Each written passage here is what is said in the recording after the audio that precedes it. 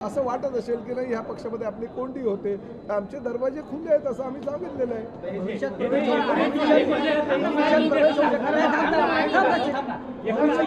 असे प्रवेश होऊ शकतात का? पण सर तुम्ही आता बोलताय आमदार खासदार संपर्कात आहेत, भविष्यात असे प्रवेश होऊ शकतात? काय होऊ शकत नाही। आतापर्यंत बघा आम्ही स्वतः सुद्धा आम्ही 40 आमदार त्यावेळेस एकनाथ शिंदे साहेबांच्या नेतृत्वावर आम्ही प्रवेश केला, उठाव तो झालाच ना।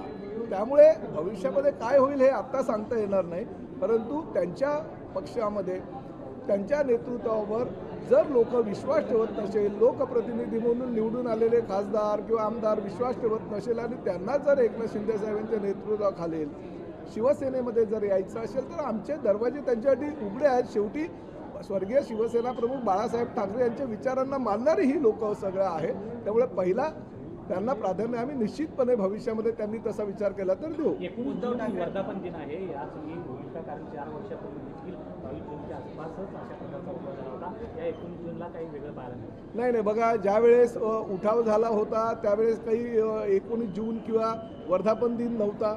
उठाव झाला तर आम्ही असा काही दिवस बघून वगैरे उठाव केला नव्हता, त्यामुळे वर्धापन दिनाचा आणि कुठल्याही पक्षप्रवेशाचा हा काही विषय एकत्रितपणे करून चालणार नाही। ह्या चर्चा होत राहतात, आम्ही स्पष्टपणे सांगतो आमची भूमिका स्पष्ट आहे। शिवसेना प्रमुख आदरणीय बाळासाहेबांच्या विचारांना मानणारा जो काही शिवसैनिक असेल, त्याच्यामध्ये तो खासदार असू द्या, आमदार असू द्या किंवा कुठलाही लोकप्रतिनिधी असू द्या किंवा सर्वसामान्य शिवसैनिक असू द्या, एकनाथ शिंदे साहेबांच्या नेतृत्वावर त्याचा जर विश्वास असेल तर त्याला आमचे दरवाजे उघडे।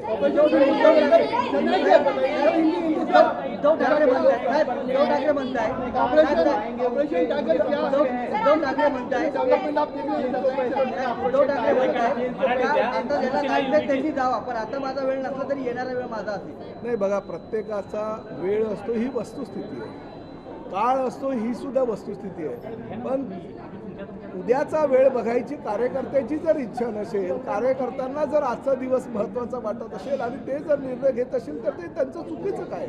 आम्ही सुद्धा उद्याची वेळ बघितली नाही, आम्ही सुद्धा उद्या होईल काय, परवा होईल काय, नंतर काय होईल याचा विचार न करता एक उठाव केला। शिवसेना प्रमुख आदरणीय बाळासाहेब ठाकरे यांना त्यांच्या विचाराशी कुठल्याही प्रकारे प्रतारणा होणार नाही याची दक्षता आम्ही घेतली आणि आम्ही निर्णय घेतला। आताही जर कोणाला तसा निर्णय घ्यायचा असेल तर आम्ही काय आमचे दरवाजे त्यांच्यासाठी बंद करू शकत नाही।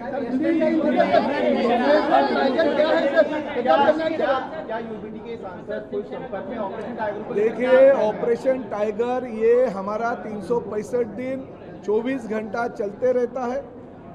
आदरणीय पक्ष के प्रमुख और उप मुख्यमंत्री एकनाथ शिंदे साहब के नेतृत्व के ऊपर और बाला साहब ठाकरे जी के विचारधारा के ऊपर जो भी कार्यकर्ता है, जो भी शिवसैनिक है, चाहे वो नगर सेवक हो, चाहे नगराध्यक्ष हो, चाहे महापौर हो, चाहे आमदार हो, चाहे खासदार हो, उसको अगर शिंदे साहब के नेतृत्व के ऊपर विश्वास है, बाला साहब ठाकरे जी के हिंदुत्व के ऊपर अगर उसको काम करना है, अगर जनता की सेवा करना है, तो उनके लिए हमारे दरवाजे 365 दिन 24 घंटे खुले रहेंगे। आज भी एकनाथ शिंदे साहब हर रोज हर घंटे रात को भी 2-2, 3-3 बजे तक हर कार्यकर्ताओं को प्रवेश देते हुए उनको आशीर्वाद देते।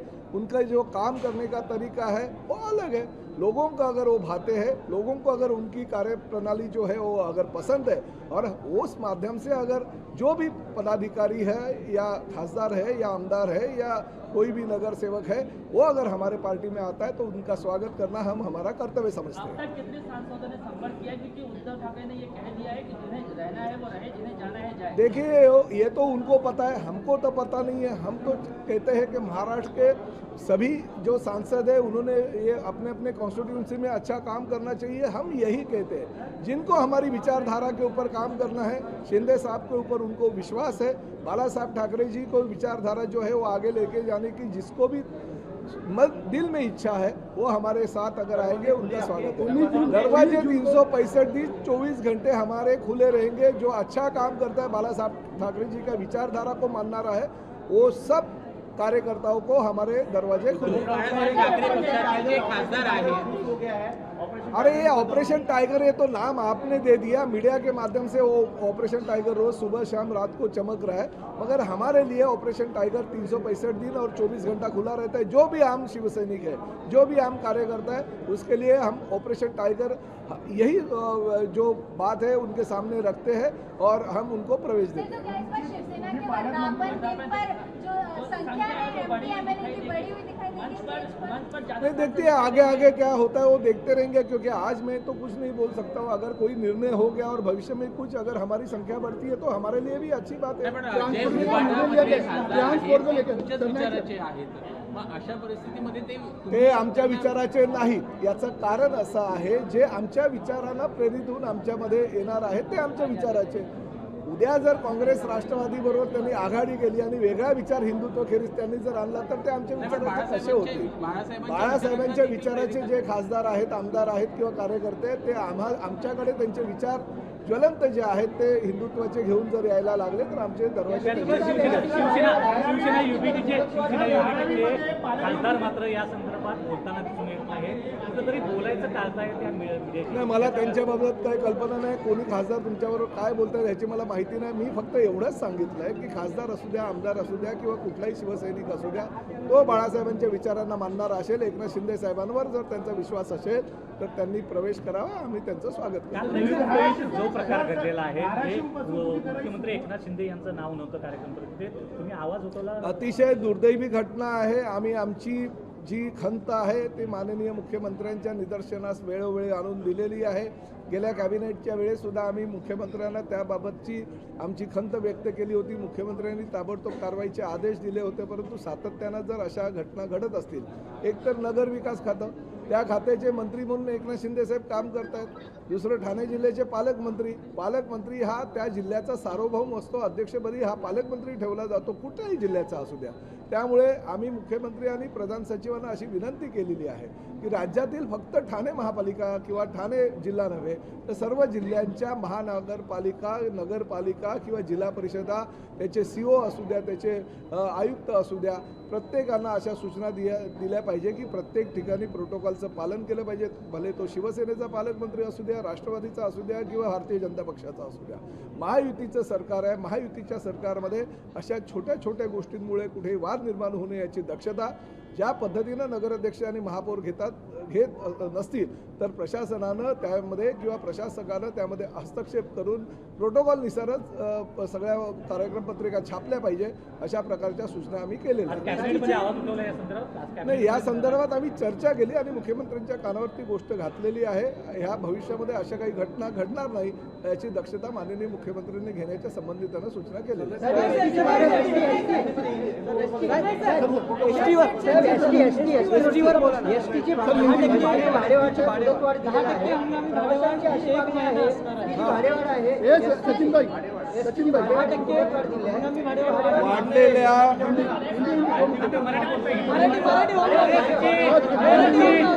वारंवार डिझेलचे वाढलेले दर, कामगारांच्या बाबतीतलं कामगारांनी आंदोलनाची घेतलेली भूमिका, कामगारांबरोबर चर्चा, त्यांचा अतिरिक्त जो भार एसटी महामंडळावर येतो, त्याचबरोबर साधारणतः 310 कोटी रुपये वर्षाला अशा पद्धतीनं डिझेलची जी वाढ झालेली आहे, त्यामुळे हा अतिरिक्त जो भार आहे तो एसटी महामंडळाला आलेला आहे आणि त्यामुळे ही जी 15 जूनपर्यंतची आमची भाडेवाढ होती ती 15 जुलैपर्यंत वाढवलेली आहे। आम्ही कुठल्याही प्रकारे अजूनपर्यंत भाडेवाढ केली नाही।